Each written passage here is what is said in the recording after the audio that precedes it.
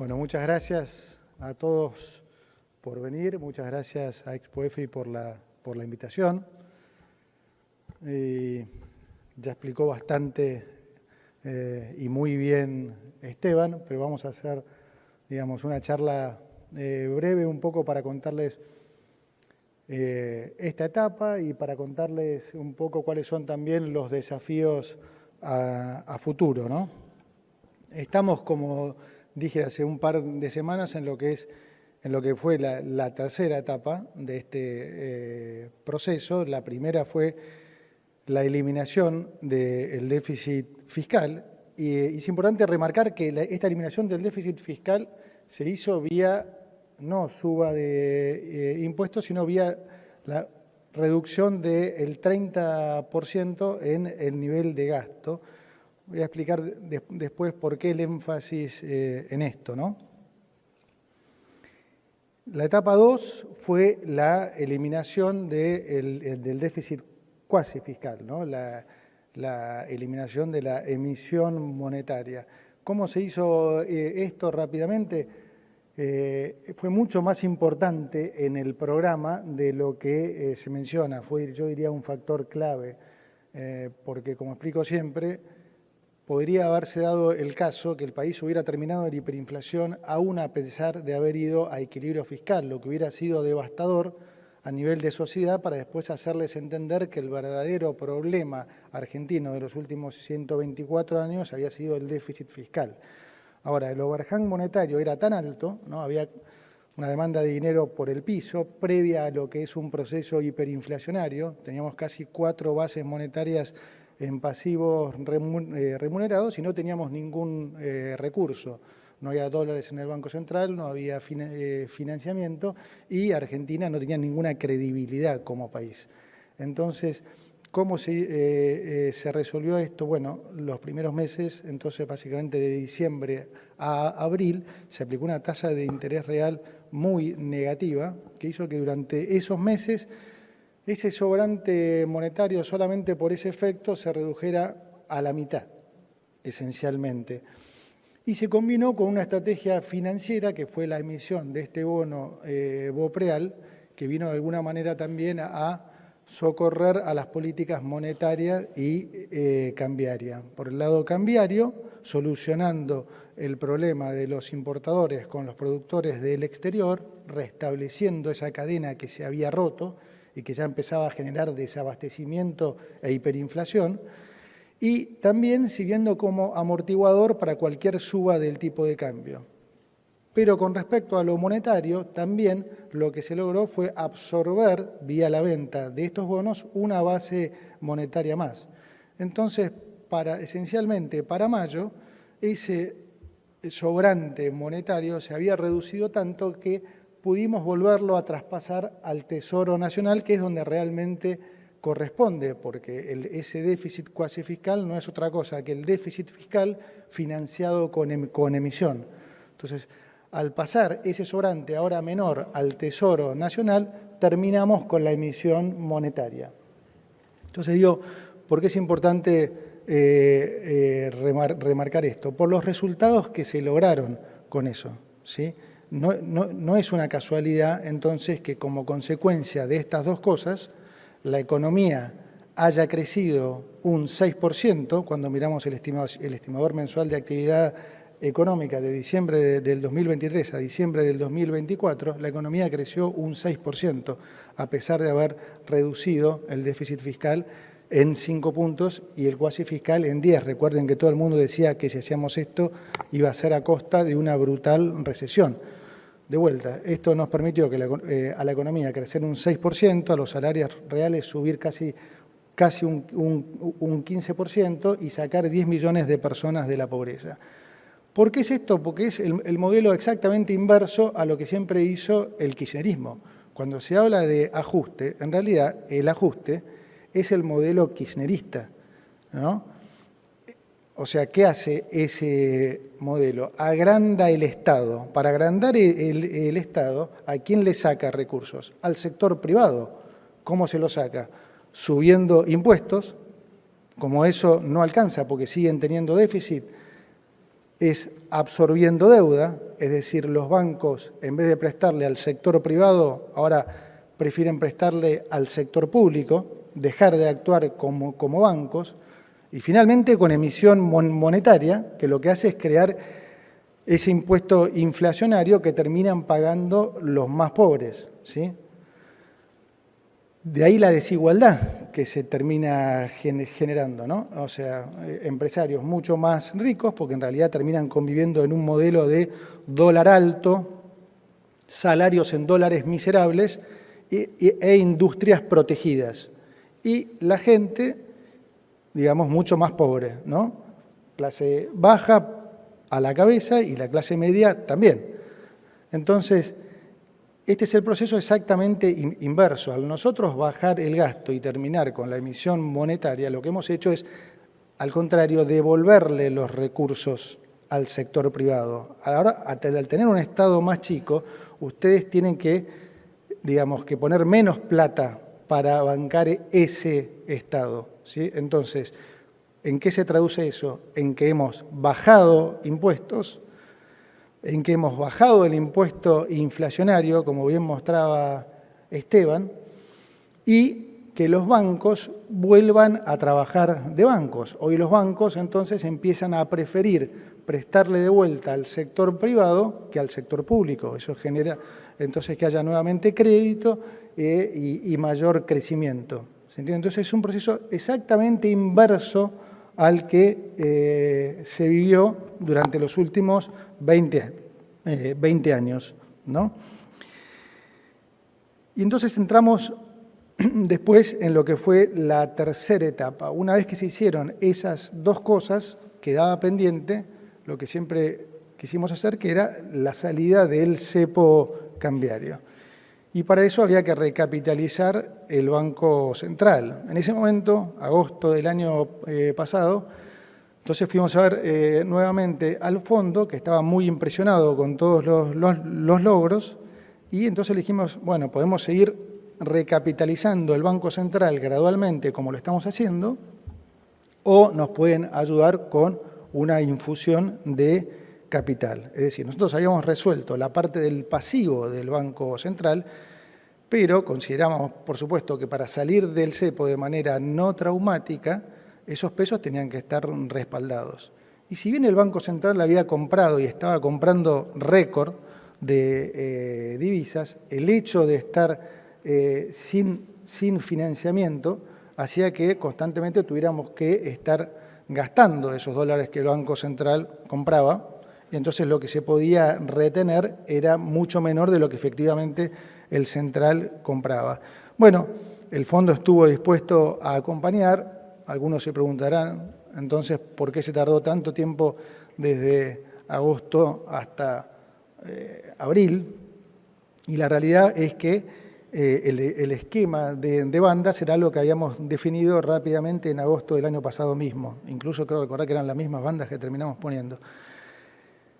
Durante septiembre fuimos corriendo los diferentes modelos para ver cuál era el nivel óptimo de reservas que necesitábamos para garantizar, para respaldar el nivel de pasivos del Banco Central.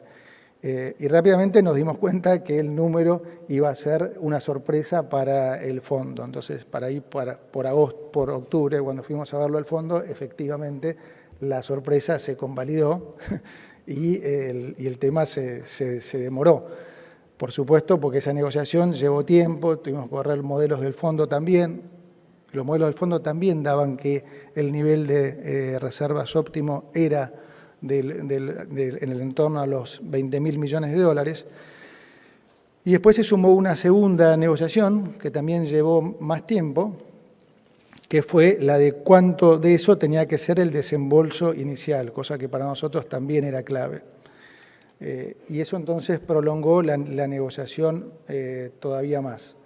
O sea que nada tuvo que ver con ningún tipo de especulación. Si hubiéramos podido terminar para fin del año anterior, lo hubiéramos hecho. Si hubiéramos pedido un monto menor, probablemente también, pero no hubiera sido lo ideal. Y creo que con la salida del cepo me parece que se mostró que fue lo correcto, ¿no? Porque, como vimos, no hubo ningún estrés y, de hecho, el dólar libre está tendiendo a converger a lo que era el dólar oficial. Entonces, es muy importante entender también esta secuencia, porque muchos también lo relacionan con el concepto de, bueno, también se salió en su momento del cepo con Macri, pero después hubo que volver a ponerlo, pero también ahí voy a hacer la diferenciación. La secuencia es la inversa, digamos, en aquel caso se salió primero del cepo cambiario y se salió exitosamente porque había mucha expectativa, se generó mucha, expectativa positiva, pero no se había resuelto los problemas macro, ¿sí? Entonces, el enfoque nuestro fue exactamente inverso. Primero resolvimos los problemas macro, primero resolvimos el problema fiscal, después resolvimos el problema cuasi fiscal y después, entonces, capitalizamos al Banco Central. Y eso nos permitió hacer un acuerdo realmente mucho más sólido, un acuerdo único, en el sentido de, no solo único para Argentina, sino que no es un acuerdo normal del fondo. El fondo normalmente presta plata para financiar esa transición hacia el orden macro. Nosotros el orden macro fue lo primero que hicimos y de vuelta eso nos permitió un acuerdo, yo diría atípico, al punto que voy a contar alguna infidencia de las últimas reuniones del G20 y del fondo. En la reunión con el fondo, con Cristalina, con Guita, todos, ellos mismos nos decían, nunca nos pasó de que nos llame tanta gente de todo el rubro, o sea, los mejores académicos, gente de mercado y demás, para felicitarnos por el armado de este programa. Nunca. Ayer el presidente mandó al chat de gabinete también una entrevista a Sebastián Edwards. Sebastián Edwards es un muy reconocido economista chileno, profesor de la UCLA, pero lejos de liberal, yo creo que Sebastián está más identificado con la centroizquierda. Y él dice en la entrevista mismo que realmente el diseño de este acuerdo era fenomenal y que estaba muy optimista porque realmente veía que ahora Argentina realmente podía, a nivel económico, que buena frase simpática, de poder ser la potencia que es en fútbol. O sea, este acuerdo no tiene nada que ver con los otros 22 acuerdos que ha firmado Argentina o de vuelta con otros acuerdos que haya hecho el fondo con otros países. Es importante que entiendan esto porque, digamos, la comunicación ha pasado a ser un gran desafío, porque los argentinos venimos de tantas décadas de frustraciones que es medio inevitable siempre pensar que acá algo mal, seguramente algo malo va a pasar, o hay algunos que todavía siguen pensando o escuchando a algunos que le dicen no, pero el dólar y demás. Estamos en una situación que, insistimos nosotros, no hemos visto nunca, que no han visto nunca ustedes, no han visto nunca nuestros padres ni nuestros abuelos. Es importante que se entienda eso de una vez por todas, porque Argentina va a salir igual, pero cuanto más rápido nosotros podamos hacerles entender esto a ustedes, a los comerciantes y demás, más rápido y más fuerte vamos a salir. Vamos a evitar cosas como cuando salimos del cepo, que algunos inmediatamente por las dudas subieron precio, como dice el gran Fede Furiase, eso antes pagaba, porque digamos, ese por las dudas en Argentina pagaba, ahora no paga que hagas eso. De hecho, la mayoría tuvo que retrotraer los precios, porque haces eso y te quedás fuera de mercado. Es decir, estamos en otra Argentina, en una Argentina donde los precios pueden incluso bajar. Ya no solo hoy ya no tiene sentido, digamos, económico que haya inflación. La inflación va a colapsar, es un tema de tiempo. Los precios incluso pueden bajar. Venía escuchando al presidente de YPF anunciar que este mes baja la nafta un 4%. Y eso puede pasar con muchos precios. La indumentaria va a bajar y mucho, los autos van a seguir bajando. Hay algunos servicios que van a bajar también. Sáquense de la cabeza el chip de que, Argentina es lo mismo de siempre. Este es un cambio fundamental que no hemos visto nunca, ninguno, y es importante que cambiemos la cabeza en eso. O sea, la baja del costo argentino no viene más por devaluaciones, como típicamente hemos visto. La baja del costo argentino va a venir dado por 4 factores.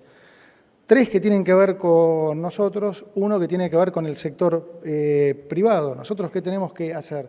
Seguir bajando impuestos, seguir desregulando y abrir la competencia. ¿Sí? Y desde el sector privado, ¿qué hay que volver a hacer? Algo que no se hace también hace mucho tiempo, que es volver a invertir. En Argentina, no ha habido inversión por muchísimos años. Y eso es porque, al contrario de lo que pregona el kirchnerismo, lo único que ha hecho es fomentar el negocio financiero. Durante los últimos 20 años era más importante entender qué iba a pasar en lo financiero que en los propios negocios de las industrias. Era más importante el manejo de la plata que el de la propia industria. Era más importante tener un contacto en el gobierno para poder comprar dólares a una tercera parte de lo que valía que otra cosa. Ahora hay que concentrarse en volver a ser eficiente y en entender que los retornos de las diferentes industrias no pueden ser los de la Argentina pasada, porque el nivel de riesgo ya es otro. Hoy Argentina es uno de los 5 mejores alumnos del mundo. Les vuelvo a decir, ojalá hubieran podido venir todos a Washington. Argentina es hoy ejemplo de lo que hay que hacer. Hemos pasado en 16 meses de ser ejemplo del desastre, de lo que no hay que hacer, a ser el ejemplo de lo que hay que hacer. No lo digo yo, lo dijo el secretario del Tesoro de los Estados Unidos, ¿sí? Dijo, vamos a ayudar a Argentina en caso que tenga alguna necesidad, porque está haciendo lo que hay que hacer.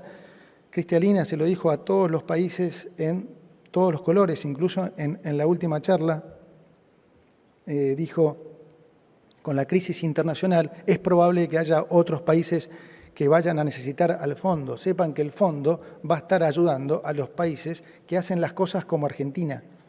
O sea, hemos pasado a ser, de los 195 países esos que maneja el fondo, el ejemplo.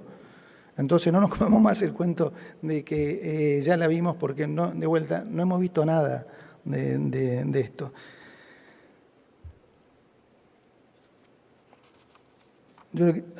Terminó un poco terminó la época, yo diría, del dólar. Ahora paso a ese tema también.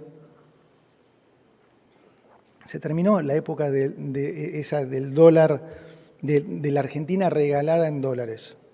La contracara de una Argentina regalada en dólares es un país que le va pésimo, ¿sí? No es una casualidad que cuanto más regalada Argentina estuvo en dólares fue a fin del gobierno anterior, y nosotros heredamos la peor situación económica de la historia. Es la contracara de eso. No queremos eso. Nosotros queremos un país donde los salarios en dólares sean razonables, donde no se asombre la gente porque alguien de clase media va a veranear a Brasil. Es de locos esto. O sea, ya de vuelta, no es solo el daño económico que se ha hecho, sino es el daño psicológico. O sea, ahora resulta que es una cosa, es un lujo que un argentino de clase media veranee en Brasil, que es un país vecino. O sea, lo lógico sería que pueda veranear en Brasil o en Europa, si quiere, o en Estados Unidos.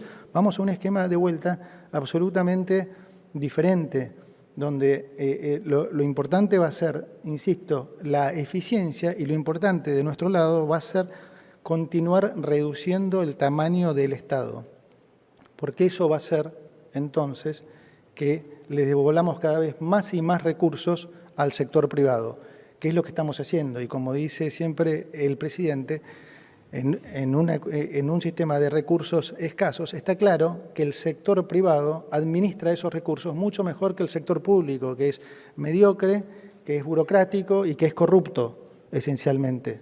Entonces, insisto, no es una casualidad que después de todo lo que hicimos, no hay nada de casualidad en economía, es todo causalidad. Entonces, no es una casualidad que con todo esto que hemos hecho, la economía haya crecido.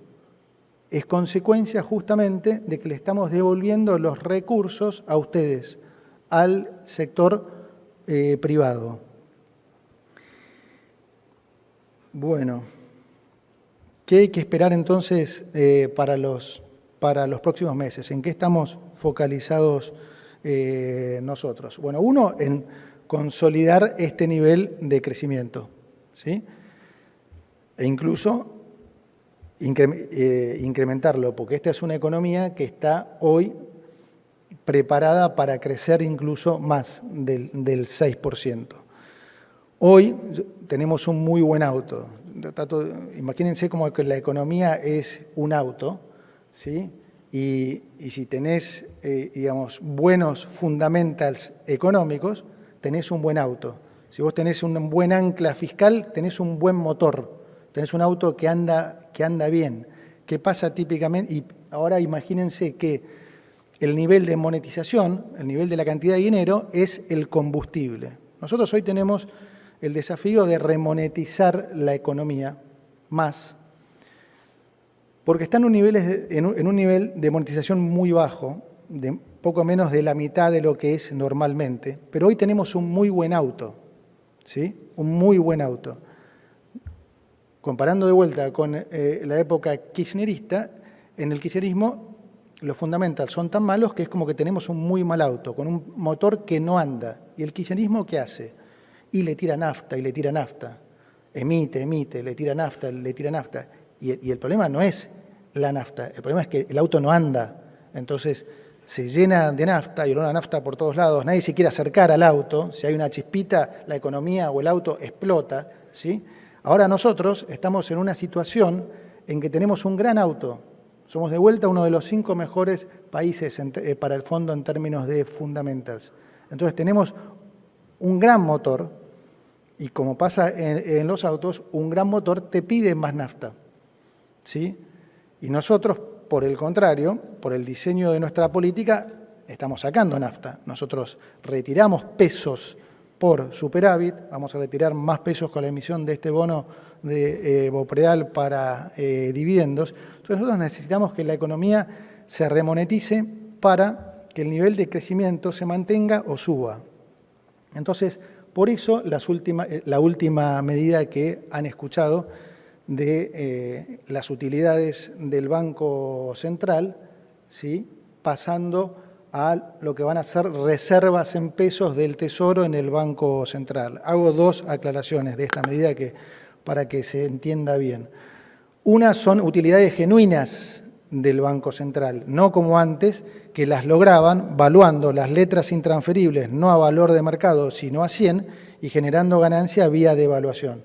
Estas son ganancias genuinas del Banco Central, producto de la baja del riesgo país. Y segundo, nosotros no vamos a usar esa plata para financiar gasto.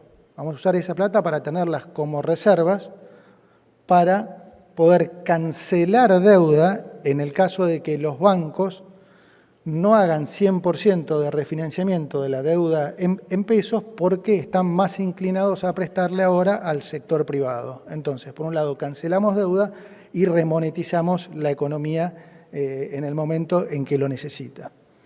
Y también nos vamos a focalizar en lo que es la remonetización en dólares. A nosotros no nos importa si la remonetización se produce en pesos o en dólares. Estamos en competencia de monedas. Imagínense como que son diferentes naftas, YPF o Shell, Exxon o lo que quieran.